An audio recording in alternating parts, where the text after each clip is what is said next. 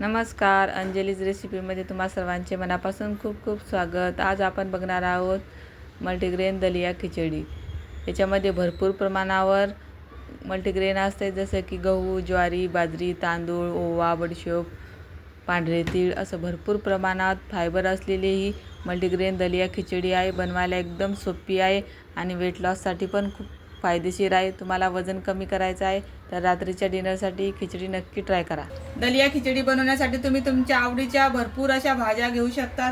तरी मी इथे घेतलेला एक मोठा कांदा कट करून, गरजे इतक्या हिरव्या मिरच्या, एक टोमॅटो कट करून, थोडीशी कोथिंबीर, एक वांग घेतलेला आहे कट करून, अद्रक लसणची पेस्ट, 9-10 कढीपत्त्याची पाने, एक बटाटा घेतलेला आहे कापून आणि थोडेसे बीन्स घेतलेले आहे। तुम्हाला आवडतील त्या सगळ्या भाज्या तुम्ही याच्यामध्ये वापरू शकता।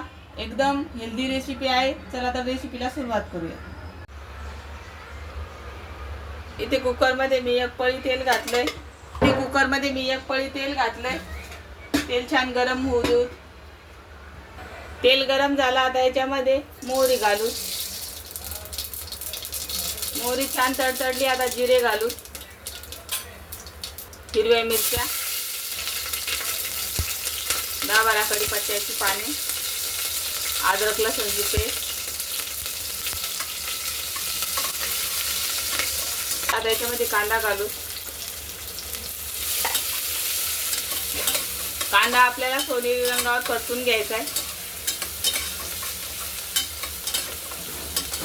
इथे आपला कांदा सोनेरी रंगावर परतला गेलेला आहे।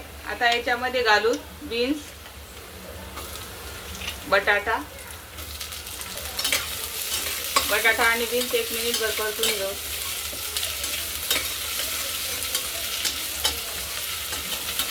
आता याच्यामध्ये घालू कट केलेलं वांग आणि टोमॅटो मऊ होईपर्यंत आता आपल्याला परतून घ्यायचे।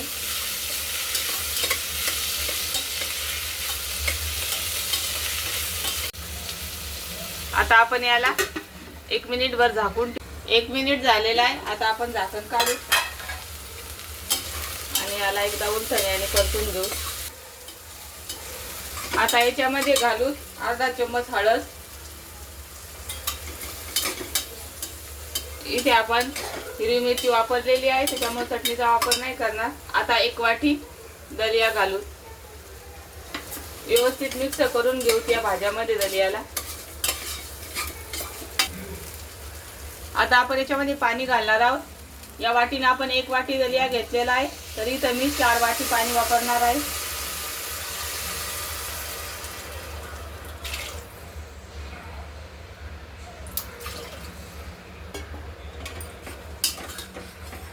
आपल्याला दलिया पातळसर शिजवायचा आहे, त्याच्यामुळे पाणी थोडं जास्त घालायचं। तुम्हाला जर एकदम मोकळा आवडत असेल तर तुम्ही 3 वाटीच पाणी घाला। आता याच्यामध्ये घालू चवीपुरतं मीठ आणि याला छान उकळी येऊ देऊ। आता दलियाला मस्त उकळी आलेली आहे। आता आपण कुकरचं झाकण लावून घेऊ आणि 4 ते 5 शिट्ट्या करून घेणार आहोत, कारण की दलियाला शिजायला टाइम लागतो। त्याच्यामध्ये गहू, ज्वारी, बाजरी असल्यामुळे त्याला नरम व्हायला टाइम लागतो, त्याच्यामुळे 5 किंवा 6 शिट्ट्या करून घ्यायच्या। तरी ते 5 शिट्ट्या झालेल्या आहेत। आता आपण चेक करू दलिया छान शिजलाय का